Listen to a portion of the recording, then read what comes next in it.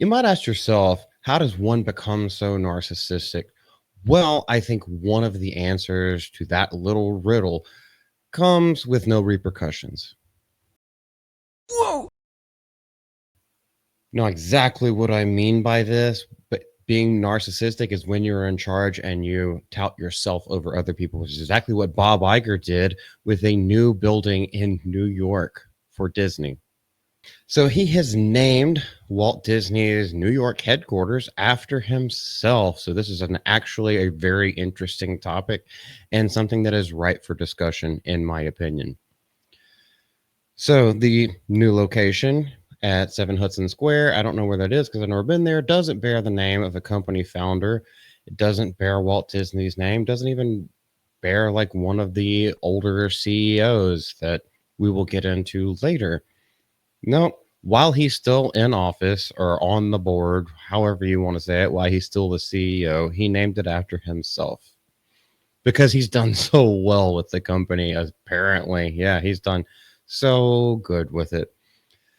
So, just going back for a little bit of history, this isn't the first time that a company facility was named after a CEO. After all, the Michael D. Eisner building, where Bob Iger's office is, and that one where he took showers, even though he didn't sleep there apparently, but he just had to take showers in the middle of the workday. I wonder what was going on in that office that he'd get so dirty he needed to bathe. But that's a topic for another time. But here's the difference. Eisner left in 2005, and the CEO that came after him renamed it in 2006. That means that he didn't put his own name on the building, someone else did. There's also a building dedicated to Frank G. Wells, the former president from 84 to 94, started that Disney Renaissance. Heck yes, we really love that guy. Once again, he didn't name the building after himself. Eisner realized what he did for the company, how much he meant to keeping the company alive, giving it the resurgence that it needed, and why Disney is so beloved to so many people, at least used to be, but back in those days was so beloved. So he decided to name it after Wells. Now, granted, it's only one building. It's not the main headquarters anywhere like that. If they ever change that, that would be completely despicable, disrespectful. Well, this is still disrespectful, but completely despicable on all terms, all facets. But since Bob is still the CEO, it's kind of weird. Weird. Fuck you, Rachel Zegler. You put that in my head, and now it's a tick. Almost like seeing Borat and being like, my wife. Anywho, I digress. So going on to just achievements and everything, why these buildings were named after previous CEOs during a booming golden age of Disney. Eisner, while he was there, added new iconic elements, including MGM Studios in Orlando. Everyone, a lot of people loved that. Disney's California Adventure in Anaheim. He also oversaw the opening of Disneyland Paris and Hong Kong. Iger, on the other hand, hasn't added any parks. He oversaw Shanghai Disneyland, a little bit of park that faced significant challenges because it's failing because Disney is failing overseas. Wonder why that is. Might have a lot to do with him. Iger's most common contribution to the company is trying to make it a monopoly, which it basically is at this point. They have ABC, ESPN, things that they should be in no way in the same business. That's not what Disney was ever about.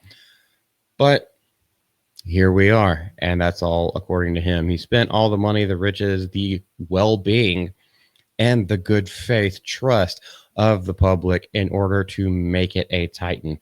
But when the titan falls, the bigger they are, the harder they fall. But at least he wants to put his name on it. So just to go back, I do not necessarily take this stance, but I will read this next paragraph just to tell you some of the reasons why some people are upset, especially in New York, because New York City and Walt Disney have a long history with one another because it goes back to the World Fair.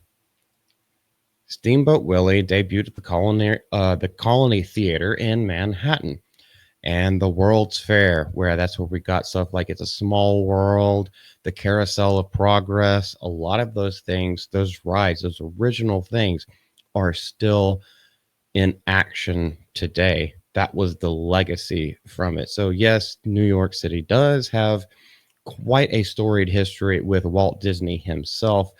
And if you're going to have a headquarters in New York, I don't know exactly what you would call it.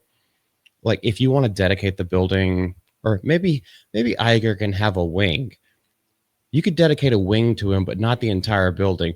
Although we might want to parse our words a little bit because of what I'm about to tell you next.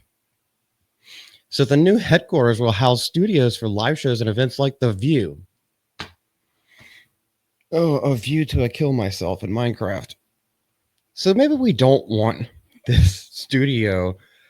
Oh, maybe we don't want this named after Walt Disney, because this is completely the opposite of anything that he would have advocated for or wanted at all.